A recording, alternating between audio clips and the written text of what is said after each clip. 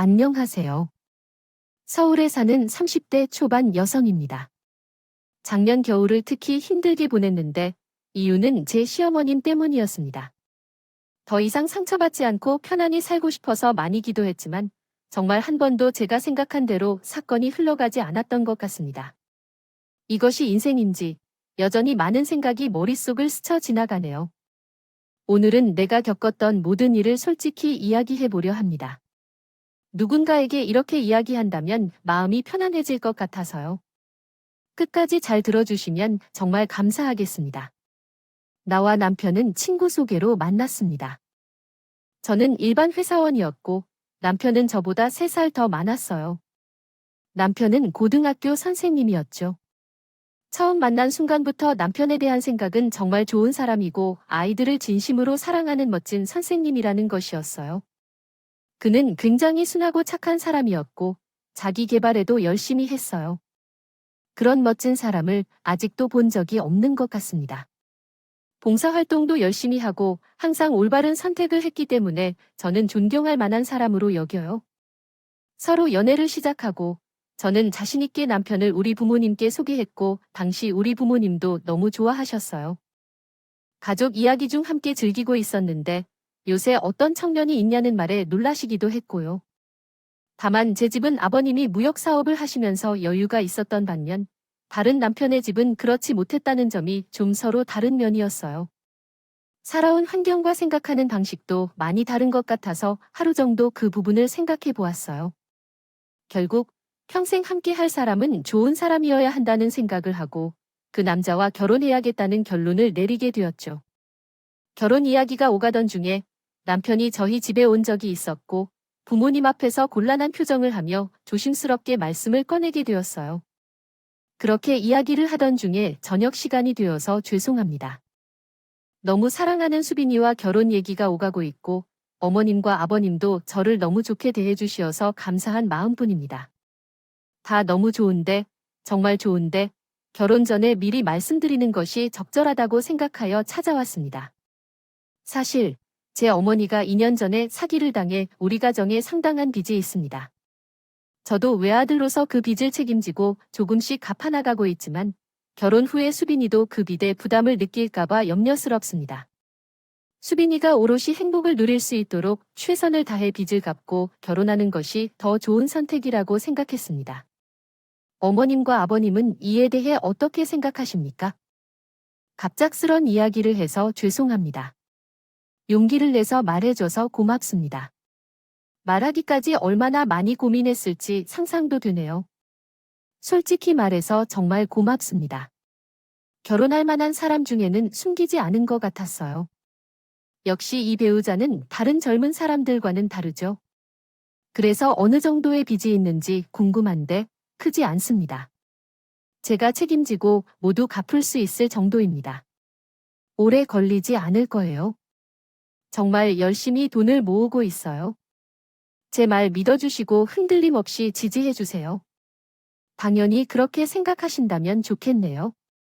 그 빚은 제가 먼저 갚겠습니다. 우리 딸에게 좋은 짝을 만났으니까 굳이 미룰 필요는 없을 것 같네요. 다만 이 2가지만 약속해 줄게요. 먼저 저에게 빚이 있던 돈을 열심히 모아서 꼭 갚겠습니다. 그리고 우리 집에서 도와주셨던 일을 아무에게도 말하지 마십시오. 괜찮아요. 정말로 마음만 받겠습니다. 지금 바로 돈을 갚지 않고 나중에 갚겠습니다.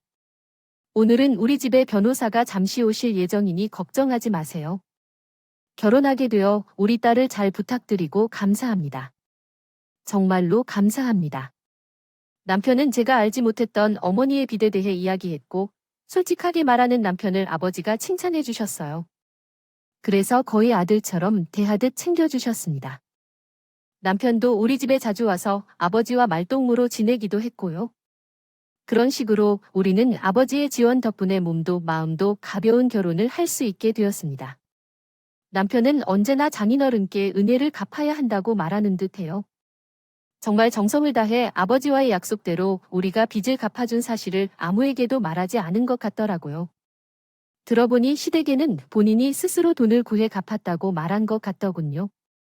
그렇게 장모님이 사실을 잘못 이해하는 순간부터 일이 잘못 시작된 것 같습니다. 어머님께서 아들이 너무 자랑스러워서 기고만장해지기 시작한 것 같아요. 수빈아, 그 많은 빚을 우리 아들이 다 갚아준 거야?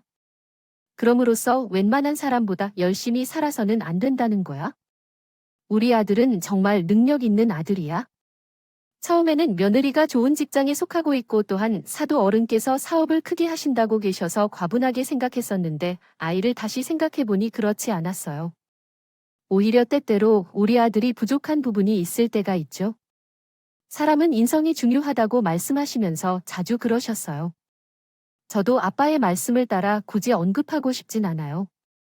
남편이 너무 멋지고 좋은 사람이라고 생각하니까 오히려 자랑스러워해도 된다고 하셨어요.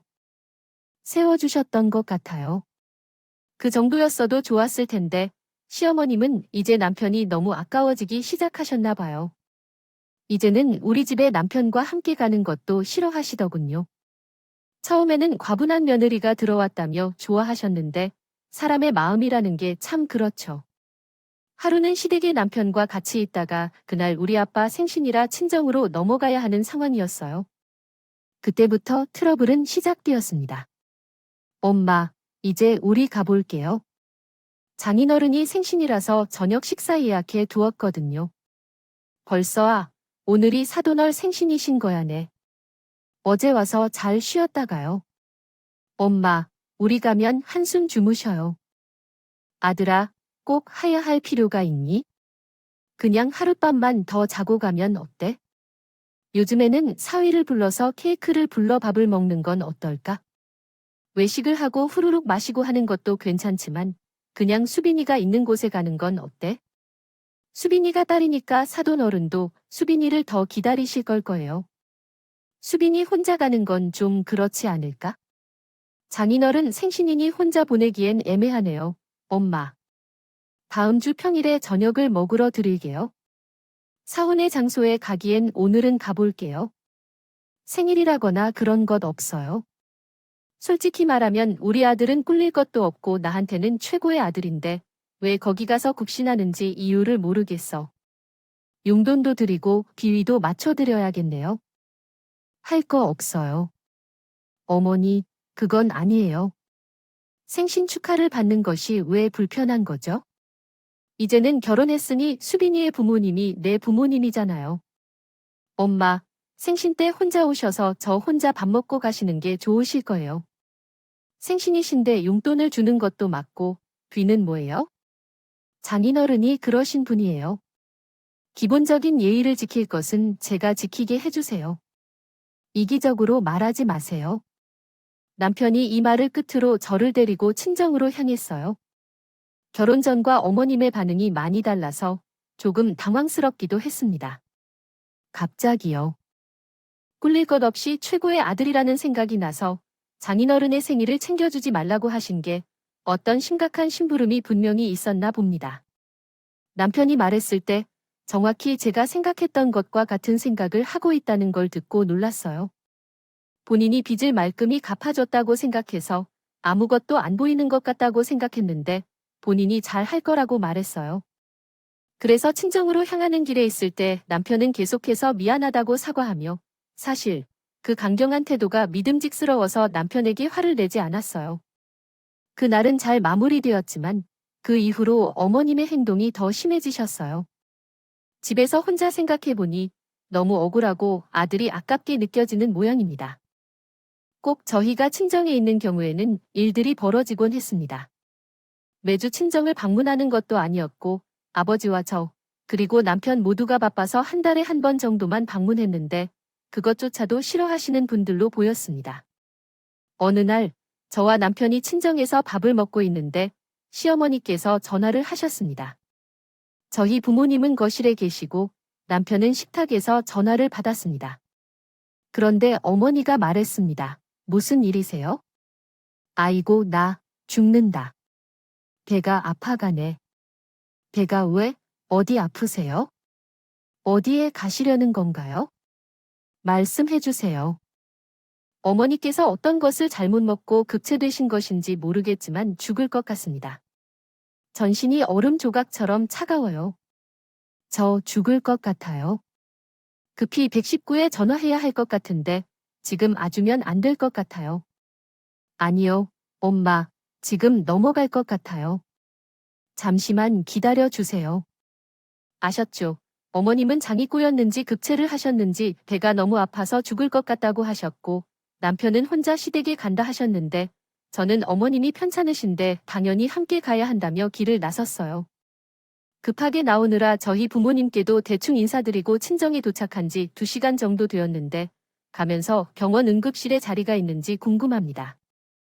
전화를 해봤더니 주말이라 약국이 많아서 발을 동동 구르며 집으로 향했어요. 겨우 열린 약국을 찾아서 진통제 등을 급하게 구매하여 집으로 올라갔죠. 원래 1시간 정도면 도착할 곳이었는데 주말이어서 1시간 반 정도가 걸렸던 것 같아요. 집에 도착하자마자 어머님은 누워서 아프시다며 거의 움직이지 못하셨고 저와 남편은 먼저 약을 드리며 빨리 드셔보라고 했죠. 어머님, 어디가 안 좋으신가요? 너무 놀랐어요. 이 진통제가 통증을 빠르게 잡아준다는데 드시고 푹 주무시는 게 좋을 것 같아요. 그렇지 않으면 응급실 자리를 병원에서 미리 알아놓았으니 그쪽으로 가셔도 돼요. 넘어가셔도 되고 그냥 약 먹고 집에서 있어도 돼요. 볼란다. 응급실까지 왜 가요? 누구가 검사하고 저 검사까지 다 하고 귀찮기만 해요. 또 주말이라 돈도 많이 나올 텐데. 온몸이 얼음장인 건 문제가 있으신데요. 그렇다면 당연히 가봐야죠. 돈이 문제가 아니잖아요, 어머님. 몸은 조금 아주 조금 돌아왔어요. 아까 얼마나 아프던지 정신이 없어서 어젯밤부터 몸이 안 좋아서 아무것도 먹지도 못하고 이러고 누워있지 뭐예요. 어젯밤부터 그러셨어요? 그러셨으면 미리 말씀을 하시지 않나요? 시청해 주시겠어요? 제가 금방 갈게요. 죽이더라도 도와드리겠습니다. 잠시만 기다려 주세요, 어머니. 제가 부엌 쪽으로 향하려는데 계속해서 음식 냄새가 나더군요. 어머님은 집에서 밥도 잘 해드시지 않으셔서 어젯밤부터 몸이 안 좋으셔서 아무것도 먹지 못하고 누워 계셨다고 하셨는데 이야기가 그래요. 저는 과일이 썩었는지 의심돼서 이것저것 찾아보기 시작했고 음식을 찾아낸 곳은 바로 부엌 찬장이었어요. 대충 비닐 그릇으로 덮여 있었지만 짜장면이더군요. 영수증도 비닐에 붙어 있어서 보니 우리가 도착한 지 1시간 전, 즉 우리가 아파서 죽을 것 같다고 했습니다. 전화를 통해 중국집에서 짜장면 한 그릇을 주문했었어요. 하지만 받은 그릇은 아직 완전히 식지 않아서 미지근한 상태였어요. 그 순간 깨달았어요. 아, 남편과 나는 우리 부모님 집에 있는 것이 싫었던 거였구나. 그래서 거짓말까지 했구나. 참, 어이가 없더라고요. 아들을 집에 데리고 와야 했는데 왜 그렇게 거짓말을 해야만 했을까요? 남편을 불러서 친정 이불을 세탁하라거나 구박하라는 게 아닌데 왜 이렇게 불평을 하는지 이유가 무엇일까요? 화가 나서 짜장면 그릇을 그대로 들고 어머님과 남편에게 돌아갔어요. 어머님, 짜장면을 시켜주셨어요. 그거 옆집에서 그냥 가져다 주셨는데 먹지도 못하고 그냥 놔뒀어요. 어머님 전화번호로 영수증에 찍혀 있는데 그리고 짜장면 비빈 젓가락도 있었고 지금 양이 적어요. 야채만 남았어요. 그럼 옆집에서 면은 다 먹고 어머니께 먹으라고 가져다 줬다는 거군요. 그럼 제가 지금 옆집 가서 확인해 볼게요. 어떻게 이런 음식을 주시려고 할 수가 있어요? 그렇게 생각 안 하시나요? 아니, 아픈 사람이 밥을 먹어야 하지 않나요? 아프면 오히려 더 잘 먹어야 해요. 내가 먹은 흔적이라도 있으면 아이고. 다행히도 우리 어머니가 많이 나아진 건가 생각해야 하는 거 아닐까요? 참나, 이거 어머님께서 지금 응급실에 가셔서 검사를 받으신 건 어떠세요? 정확한 진단을 받고 병이면 치료를 받으시거나 극성이면 병원에서 적절한 조치를 받으실 거예요. 나이도 있으신데 이렇게 누워 계시면 안 되죠. 됐다니까. 무슨 응급실이냐 가도. 난 원래 이것저것 아파서 정확한 병 이름도 안 나오더라. 어머님, 솔직하게 말해주세요. 짜장면도 드시고 편안하게 쉬시던 거 맞죠? 뭐라고? 그럼 내가 지금 아프다고 거짓말이라도 했다고? 하실 말씀이신가요, 어머님? 솔직하게 말씀해 주셔야 해요. 나중에 불편하실 때 우리가 정확한 상황을 파악할 수 있어요. 네, 아프다고 그냥 말해도 되는 것 아니에요. 그렇구나 하고 넘어가면 되는 거죠. 왜 그렇게 세세하게 조리달라는 거죠? 주말에는 우리 아들 좀 쉬게 해주면 안 되나요? 애를 귀찮게 굴게 마세요. 그냥 아들이 좀 편하게 쉬게 생각 안 하나요? 우리 아들을 편안하게 하기 위해 어디서든 불러야 하는 게 아니잖아요. 아프다고 말하면 시아버지도 별말 안 하실 거예요. 지키는 말씀이 정말 아까워요. 우리 아들이 너무 소중해서 죽을 만큼 우리 모두 아까워해야죠. 요새 뭐라고 하시는 거예요? 어머님 남편과 저는 친정에 가는 것보다 이쪽에 더 많은 신경을 쓰신다고요. 근데 자주 가지 않는 친정에 2시간을 오래 계시는 것도 그렇게 고마워하셨어요. 왜 거짓말을 하시는 건가요? 편하다고 부르셨다고요. 그래서 그럼 모든 것이 불편해서 가보겠다고요. 이건 정말 아니에요. 어머니께서 이렇게까지 떼를 부리시고 억지를 부리시리라는 건 몰랐어요. 엄마, 이게 정말인 거예요? 왜 거짓말을 하시나요? 우는 것을 보면서 얼마나 걱정했는지 아세요? 장인어르신도 그런데요. 나중에 정말 편찮으시다면 저희가 그쪽으로 안 오는데 그럴 때 어떻게 하시겠어요? 대체 무슨 생각으로 그러세요? 어머님은 결국 거짓말이었던 것을 인정하셨다고 하더군요. 어떻게 잠시라도 우리 부모님을 만나는 것이 용납이 안 될까요? 아들이 걱정되고 편할 수 없을 것 같아서 거짓말로 아들을 부르다니 참 어이가 없어서 말이 나오지가 않았어요. 빚도 우리 집에서 모두 갚아줬는데 그것은 정말 꿈에도 생각 못 하셨을 텐데요. 남편도 사건 전말을 알게 되자 화를 많이 내고 나 또한 병원과 약국에 여러 차례 전화했던 모습이 생각나서 속이 상했습니다. 남편은 그 이야기를 듣고 집에 다시 오지 않겠다며 바로 시부모 집에서 나갔습니다. 우리 아버지가 좋아하시는 회를 사려고 했었죠. 친정으로 향하더라도 저희 아빠가 최근에 드십다고 말씀하셨다더군요. 그분은 정말 착한 분이셨는데 어머님께서는 정말 문제가 있었어요. 그렇게 시간이 흘러가면서 저에게는 어머님 말고 또 다른 걱정거리가 하나 생겼고 가슴 쪽에 약간의 통증이 있고 손으로 뭔가를 잡는 듯한 느낌이 있었습니다. 한 번도 몸에 이런 이상이 있었던 적이 없어서 계속해서 신경 쓰이기 시작했죠.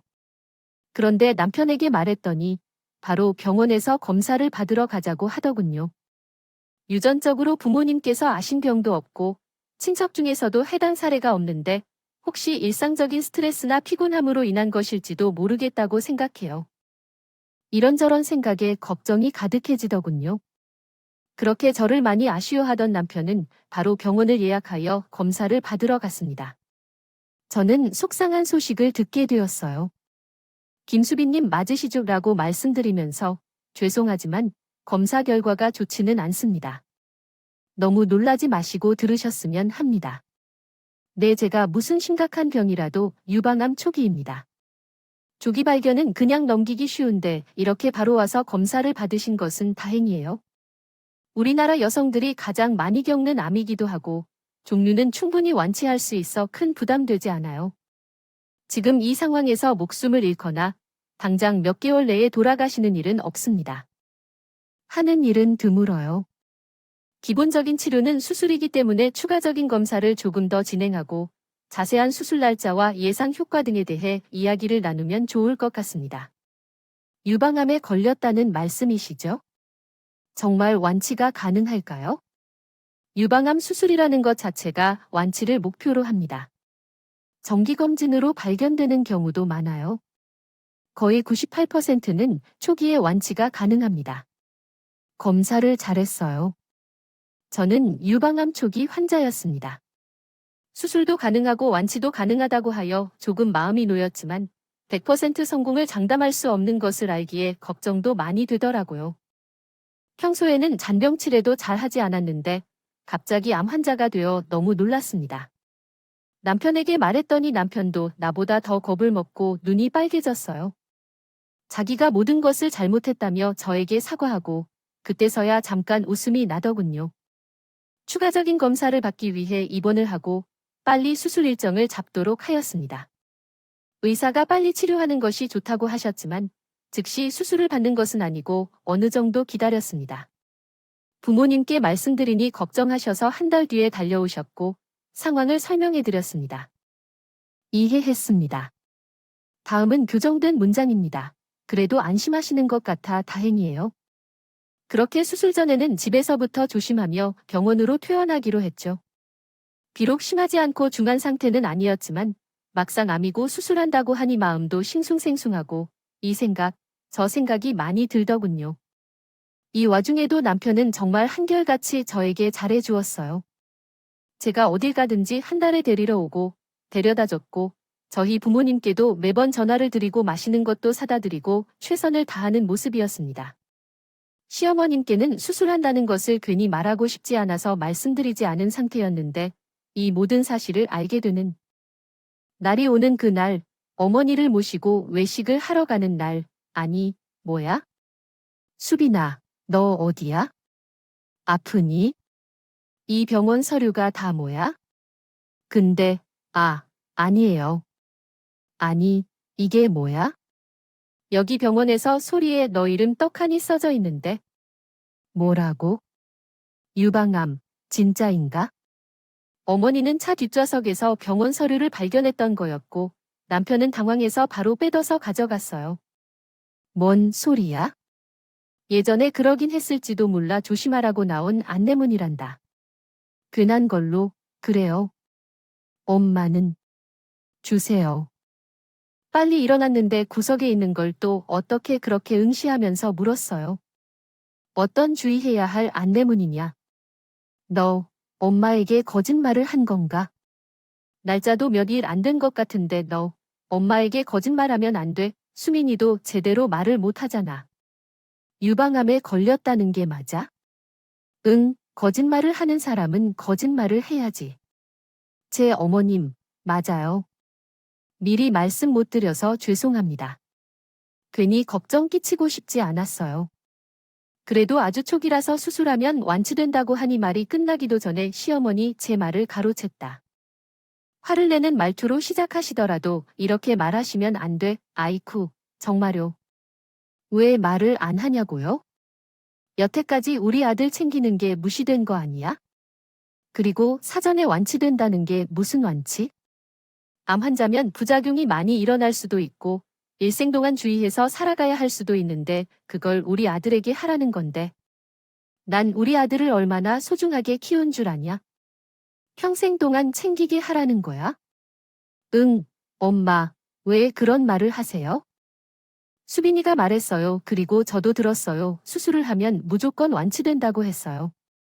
수술하면 면역력도 약해지니 더 조심해야겠죠. 병원에 가야 하고 수빈이를 더 챙겨줘야겠죠. 근데 그게 무슨 문제인가요? 수빈이는 제가 3달 뒤에 죽는다는 시한부라고 한들 제 곁에 있어줄 거예요. 이건 저희 부부의 일인데 그것까지 왈가왈부하실 자격이 없다고요. 저는 제 가정이 생겼고 제가 제일 사랑하는 사람 옆에서 챙겨준다는데 그게 뭐가 문제가 되는지요? 아이고, 이거 사기 결혼이다. 사기 결혼이야. 아픈 거 알고 있었지, 수민아. 아무리 세상이 좋아졌다고 해봤자 무슨 암이요? 완치가 될까요? 그리고 초기라는 증거가 있어요. 의사가 너 기분 좋으라고 그렇게 말한 것 아니에요? 사실 시험 실력 부인 거 아니냐고 솔직히 말해. 엄마, 그만하세요. 아픈 사람을 더 아프게 하지 마시고 싸우지 말고 무슨 싸이 결혼이에요? 아무것도 없는 이런 나를 수빈이만큼 사랑해줄 사람이 있을 것 같아요. 왜 없는 거냐? 고등학교 선생님이지, 지갑 좋지, 잘생겼지, 착하지, 또 효자지. 뭐가 문제인데 내가 뭐가 부족한 거냐? 가뜩이나 아까워서 미치겠는데 딴 여자를 내가 만나야 아니라고 대답해. 공부도 잘하는 놈이 왜 이런 머리가 안 돌아가는지 몰라. 이런 건 공부. 머릿속이 하고 싶어 하는 게 많은데 제가 할 수 없어서 현실에서는 많은 것이 부족한 것 같아요. 진짜 그래요. 수빈이에게는 그렇게 하면 안 돼요. 오늘은 외식하지 말고 집에 가서 모시고 밥을 시켜드릴게요. 서로 대화를 하지 않는 게 더 좋을 것 같아요. 제가 옆에서 눈물이 샘솟는 것 같았고 말 없이 눈물만 뚝뚝 흘리는데 답답하고 상황이 믿기 어렵기도 했어요. 시어머니는 아들을 너무 소중히 여겼는데 아내가 유방암 환자가 되었다고 하자 우리 집은 어수선해 보였어요. 하지만 어떻게든 유방암에 대해 얘기해야겠지요. 속이고 결혼했다는 생각을 하실 수 있는지 시한부인 거 아니냐고 소리를 지르실 수 있는지. 어머님이 하신 말을 곱씹으면 곱씹을수록 수술하기 전에 화병으로 먼저 죽을 것 같더라고요. 저는 집에 오자마자 남편에게 더 이상 시어머니를 보지 않겠다고 말을 했어요. 여보, 난 이제 어머니 완전히 마음에서 끊어냈어. 여보만 아까워 죽겠다는 분이야? 내가 나가 죽는다고 해도 경수발을 들 오빠 걱정만 하는 분이야? 내가 이번에 죽어나가도 오빠 팔 아프다고 내관 들지 말라고 하실 걸 사기. 결혼 옆에서 듣다 보니 정말 어이가 없어서 이제 앞으로 내 눈앞에 어머님 보이게. 하지 마. 나를 더 아프게 하고 싶지 않으면 이래야 한다고 덧붙였고 남편은 당연히 미안하다고 하며 알겠다고 했어요. 자기도 연을 끊고 식당에서 그렇게 남편의 간호를 받으며 편안하게 하루하루를 보내다가 어느새 수술을 받을 날이 다가왔습니다. 다 떨려요. 잘할 수 있겠지? 정말 아무 일도 없겠지? 그럼 열심히 기도할게. 아무것도 아니니까 잘하고 와. 남편의 응원을 받으면서 수술을 받았고 결국은 잘 마쳤고 결과도 좋았습니다. 저희 부모님과 남편도 기뻐했고 저도 너무 기뻤어요. 뭔가 마치 한 번 더 하늘에서 인생을 선물 받은 것 같은 마음도 들었죠. 수술을 받은 저녁에 우리 부모님이 찾아오셔서 다행이라며 울다가 가셨고 제 직장 동료도 몇몇이 왔었고 제 친구들도 낮에 찾아와서 위로도 해주었습니다. 그리고 그날 상상하지 못했던 분이 찾아오셨는데 그분은 제 어머니셨어요.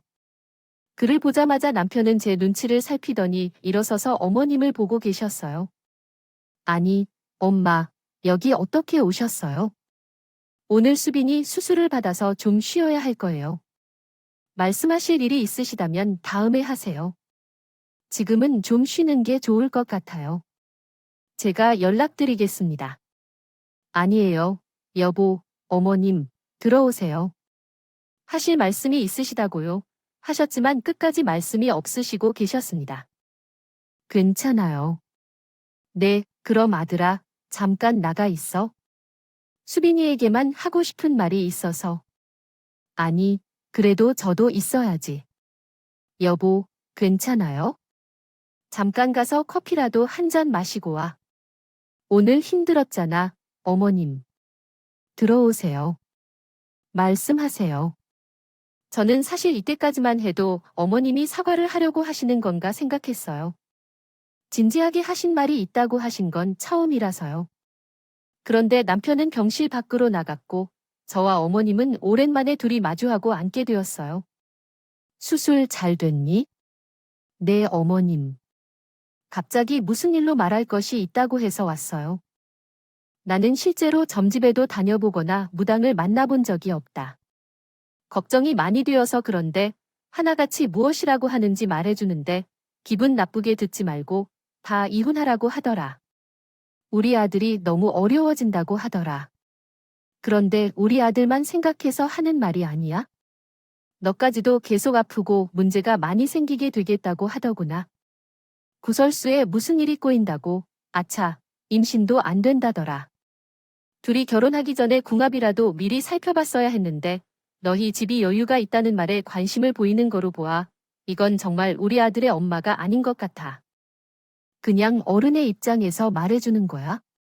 운명은 우리가 컨트롤할 수 없다. 우리가 이미 가진 상황을 바꿀 수도 없고 앞으로 서로가 더 힘들기 전에 갈라야 할지도 몰라. 어떨까? 우리 아들도 우리 아들에 어울리는 여자를 만나고 우리 수빈이도 수빈이에 어울리는 남자를 만나기를 바란다.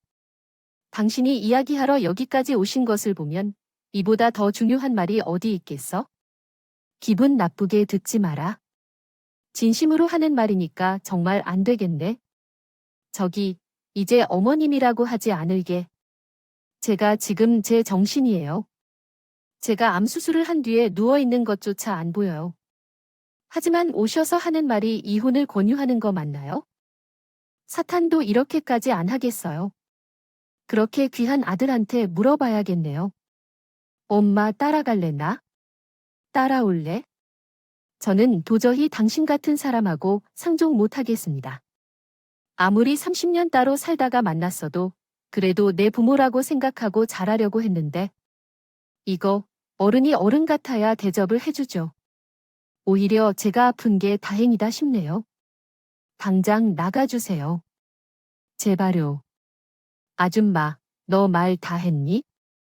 나는 기분 나쁘게 듣지 말라고 했지. 다 너 생각해서 하는 말이라고 했지. 서로 더 잘 되라고 이혼하라는 게 잘못된 거냐? 우리 아들이 이 엄마를 배신당하고 내게 갈 것 같아요. 얼굴을 모질게 쳐다보는데 참나, 너 두고 봐응. 그렇게 시어머니는 화를 내며 떠났고 나는 정말 황당해서 말도 안 나오더군요. 갑자기 서로 운명이 꼬여서 이혼을 하려니 우리 아들 평생 힘들어진다고. 지금 수술 막 끝난 사람한테 찾아와서 헤어지라니요. 나는 남편에게 어머니가 해주신 말을 그대로 전했고 남편도 정말 노발대발하며 연락을 끊는다고 했더라고요. 지금 아픈 사람한테 그런 말을 하는 게 제 정신이냐고 하면서 나는 일단 어머니가 두고 보라고 했으니 좀 더 있어 보자고 했어요. 어머니의 말씀대로요. 곧 무언가가 일어날 것 같았어요. 그래서 퇴원한 지 2주 정도 지나자 제 예상이 정말 맞았어요. 그날 우리 엄마가 전화로 불러서 문자와 전화를 갑작스럽게 많이 했고 나는 그것을 못 보고 있다가 나중에야 보고서 바로 전화를 걸었어요. 엄마, 뭐야? 무슨 일 있어요? 갑자기 많은 문자와 전화가 왔다고 해서. 당장 집으로 와라. 왜냐면 무슨 일이에요? 그냥 와라고. 그러나 엄마의 평소와는 다른 단호한 목소리에 남편과 함께 곧장 친정집으로 향했어요. 도둑이 들었나? 경찰에 신고를 해야 할까? 곰곰이 생각하며요. 들어갔어요. 도착하니 입이 떡 벌어지는 광경이 펼쳐져 있더군요. 시어머니가 저희 친정에서 기다리고 계셨어요. 온 집안이 난장판이 돼 있었어요. 아빠가 소중히 아끼던 양주도 모두 깨져 있었고 엄마가 아끼시던 화병들도 모두 깨져 있었습니다. 화분도 모두 엎어져 있어서 바닥에는 흙투성이었어요. 아니, 이게 다 엄마, 아빠 괜찮으세요? 이게 다 뭐예요? 넌, 뭐, 이런 막대 먹은 집안 사람을 다 만났니? 상식선에서 도저히 대화를 할 수가 없구나. 갑자기 들어와서 소리 지르면서 집을 들어갔습니다. 이상한데요. 왜 이래요? 아줌마, 이게 다 뭐예요? 주거침입으로 신고당하고 싶으세요? 지금 왜 이러시는 건데요? 대체 왜 저한테 이러시는 건가요? 다 됐어요. 다들 잘 들어주세요. 우리 아들이 이혼한 남자가 생겼으니까 돈 내놔주세요. 진짜 유방암이 걸린 우리 아들을 평생 돌봐주던데요. 만약 내가 우리 아들 보러 오라 그랬다면 나를 선택하지도 않았을 거예요. 상치도 않게 나를 선택할 거니까 내게 위자료라도 제대로 줘야겠다고 생각해요. 아니야. 어딘가에서 환자들을 결혼시키려 하나요? 아들이 그리 아까워서 제가 잠도 안 오게 되었습니다. 좋은 집에 살면 무엇을 할까요? 딸이 이렇게 혼란스러울 때에도 위자료라도 충분히 줘야 합니다. 저기요, 아줌마, 미친 사람 아니에요. 사기꾼 가정이라고요. 재산 소개로도 고소 당할 줄 알아요. 제가 말했잖아요. 유방암이 몇 달 전에 발견되어 바로 수술한 거예요. 수술이 왜 필요 없다고 혼자 판단하고 힘들게 지내세요. 당신 아들이 왜 그렇게 소중한지요? 대통령이 된다 할지라도 왜 그렇게 소중한지요? 그렇게 소중하다면 곧장 데리고 가세요. 우리 집 재산을 보고 이혼 신청하는데 왜려고 그랬는지요? 콩고물이라도 떨어질까 기대했던 거 아니라고요. 아픈 며느리가 입원한 병원까지 오셔서 이혼을 요구하는 건 아니지 않았나요? 정상적으로 하는 것은 아무것도 없어 우리 아들, 내가 누구보다도 우리 아들이 열심히 살아내며 내 빚도 갚아줄 성실한 사람이 되리라고 믿어 천안이 요즘 젊은이들 사이에 존경받을 만한 사람이 될 것 같아. 나는 밥 먹고 있지만 어디서든 눈을 똑바로 뜨고 어른을 쳐다보며 얌전하게 행동하는 것도 중요해. 엄마, 이제 그만 좀 하세요. 왜 여기 와서 일하려 해요? 저는 정말 너무 어려워요. 억지로 뭔가를 말하려고 하시면 안 돼요. 지금까지 엄마로서 그래왔지만 이번에는 이상하다고 느껴요. 이혼은 무슨 이혼이고 위자료는 무슨 위자료예요? 걱정하지 마세요. 내가 다 할 테니까 마음 편히 이혼하고 위자료는 내가 어떻게든 달게 할게요. 그 빚 제가 갚은 게 아니에요. 아시겠어요? 제가 열심히 살았어서 성실하게 살아서 빚을 갚은 거 아니라고요. 저는 엄마 빚 숨기고 결혼하는 건 말도 안 된다고 생각해서 수빈네에 가서 결혼 전에 말씀드렸어요. 그랬더니 장인어른이 반대하시는 건 무슨, 오히려 그 빚을 갚아주시겠다고 하셨다고요. 그 빚을 장인어른이 갚아주신 거예요. 그냥 우리가 잘 사는 걸 보시고 손자 손녀를 보시면 돼요. 왜 자꾸 회방을 드셔서 이런 꼴을 만드세요?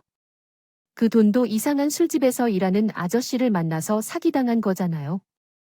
그것도 용서하고 제가 장인어른께 감사해서 열심히 갚으려고 했는데 왜 이렇게까지 일을 엉망으로 만드세요? 제 인생을 자꾸 망쳐놓지 마세요. 뭐라고요? 그게 정말이에요. 태도는 어른답게 갚아주신 거라고요.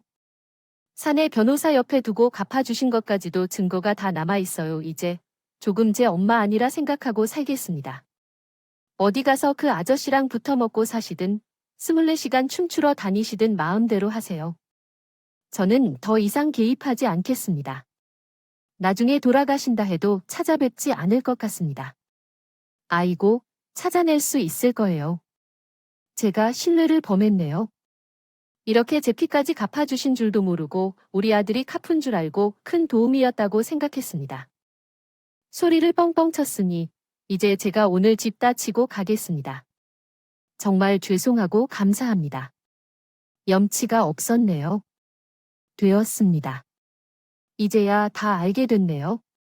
저희 딸이 수술하고 나서 병실에 찾아오셔서 이혼하라고 하셨다고요. 그리고 집안을 이렇게 개판을 만들고 사기꾼 집안의 위자료까지 내놓아라. 우리 딸이 지금 무슨 하자가 있죠? 다 완치가 이미 됐는데 하자는 이 서방이었네요. 그런 엄마를 두었으니 이제는 아니네요. 이 서방이 영 결었으니까요. 참, 그 빚은 돈 다시 주셔야겠습니다. 제가 갚아드리고 싶은 마음이 정말요. 싹 없어졌어요. 우리 집에는 CCTV도 모두 설치돼 있답니다. 그렇죠. 사내 변호사와 함께 고소할 겁니다. 오늘은 집에 들어가셔서 안 됩니다. 죄송합니다. 제가 이렇게 무릎 꿇고 빌게요. 제가 진짜 일을 망쳤네요. 미안합니다. 정말 돈이 없어요. 진짜로요. 부탁드립니다. 제대로 생각하고 어른답게 해주십시오. 우리는 그런 행동을 참으로 못 봅니다. 지금 당장 나가주세요. 그래서 어머님은 경찰에 끌려나갔고 우리는 CCTV 증거를 바탕으로 재물손괴와 불법 침입으로 신고했고 그리고 빚을 대신 갚아준 돈까지 말이에요. 다시 작성한 내용은 다음과 같습니다. 돌려받기 위해 고소 절차를 진행했습니다. 우리 아버지와 어머니가 나눈 모든 대화 내용은 녹음되어 있었고 남편의 진술과 저가 녹음한 대화 내용까지도 모두 증거로 인정되어 법적으로 우리가 준 돈을 모두 회수할 수 있었어요. 실제로 몇 년 동안 서로의 연을 끊는다고 했지만 30년 동안 모두가 모자란 상황이었기에 남편이 상처받지 않을까 심히 걱정스러웠어요. 남편은 제 마음을 잘 알아주었는지 달래며 이제 엄마로만 생각하지 않겠다며 법적으로 처리하자고 제안했어요. 그 후 어머니는 친정뿐만 아니라 저희 신혼집에도 찾아와 번갈아가며 문 앞에 무릎을 꿇고 계셨어요. 번화를 내고 경찰에 신고한 후에야 그 뒤로 찾아오지 않았다고 남편은 굳게 마음을 먹은 듯 보였어요. 어머님은 돈이 없어서 시댁을 팔고 돈을 갚았고 지금은 완전히 파산해서 친구들 집을 전전하며 살고 있다고 하더라고요. 그 이후로는 저도 어떻게 되셨는지 자세히 못 들었네요. 이렇게 큰일을 겪었음에도 남편은 일도 잘 풀리고 학교에서도 인정받아서 더 큰 자리를 맡아서 일을 하고 있고 수당도 더 많이 받고 있어요. 저도 못한 만큼 열심히 일을 하고 승진도 했는데 우리가 결혼해서 운이 트이지 않았던 게 아니라 어머님이 계셔서 운이 막혀 있었던 거 아닐까 싶을 정도입니다. 저희는 이제 조금씩 아이 준비도 해보려고 합니다. 부모라는 역할을 생각할수록 참 어렵지만 누구보다 사랑하는 제 남편과 함께 잘 해내보려고 해요. 앞으로 우리 부모님도 잘 모실 것을 약속하며 행복하게 잘 살겠습니다. 오늘 제 이야기는 여기까지였는데 들어주신 분들 모두 감사합니다. 장마가 심했는지 구독자분들 모두 피해가 크지 않으시길 기도하겠습니다. 정말 감사합니다.